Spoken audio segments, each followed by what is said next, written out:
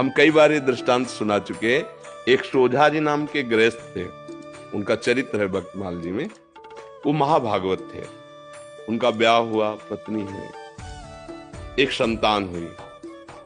जब संतान हुई तो उनको, पत्नी को प्रसव पीड़ा में बहुत कष्ट होता है। उसका रोना चिल्लाना ये सब सुन करके जब प्रसव हो गया, बच्चा कुछ समय का हो गया, तो उनका जीवन में दोबारा मैं गर्भ धारण करने की चेष्टा नहीं करूंगा, क्योंकि बहुत कष्ट होता है।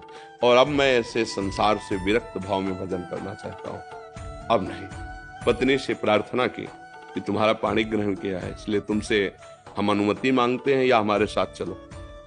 अगर आप, तो घर में सब सुख सामग्री है, बच्चा है, आप पालन पोषण करो, पर मैं विरक्त होकर आज से भगवान का भजन करूंगा।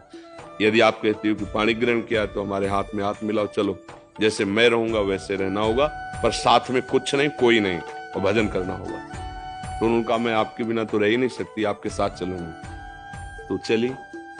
जब गांव के बाहर निकली, जंगल में पहुंची तो देखा थोड़ा धीमी चाल है, तो उनका जल्दी से आओ ना, तो देखा गोद में बच्चा है।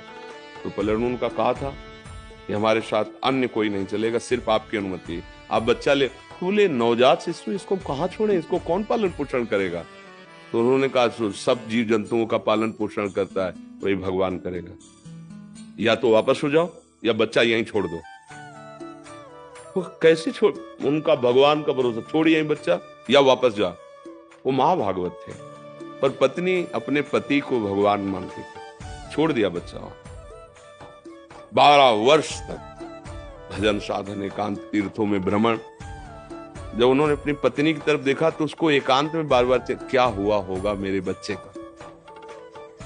तो उनका, चलो आज तुम्हारे अंदर जो बार बार एक प्रश्न रहता है उसका उत्तर दिला देते हैं।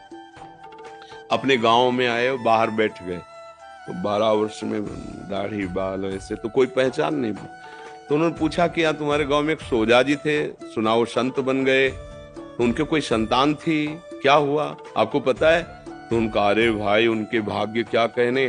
सोझा जी को जब जाते हुए सुना तो यहाँ का जो राजा था वो बड़ी श्रद्धा रखता था, तो उसने घुड़सवार दौड़ाए। सोझा जी तो मिले नहीं, लेकिन उनका लड़का मिल गया जंगल में, उसको उन्होंने रख लिया। उनके कोई लड़का नहीं था, तो अब युवराज पद पर वो है।